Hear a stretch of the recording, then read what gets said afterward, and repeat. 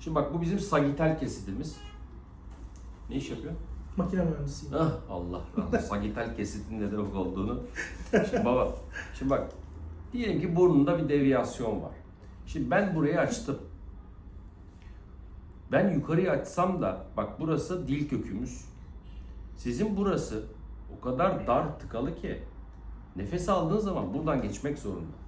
Dolayısıyla üst tarafı açmamın çok bir faydası yok uyku apnesi açısından. Ha burada bir problem varsa evet onun da faydası var kesinlikle. Ama direkt burunla alakalı değil. Yani sadece burun ameliyatı olarak ağır orta uyku apnesinden kurtulmak söz konusu değil. Burun çok önemli bir organ. Diyafram solunumu çok önemli. Gün içerisinde yaşamsal faaliyetler açısından burundan sağlıklı nefes almak çok önemli. Havayı süzüyor, nemlendiriyor. Nitrik oksit salınımı, yani bizim kalp damar sağlığı her açıdan çok önemli. Bunu kesinlikle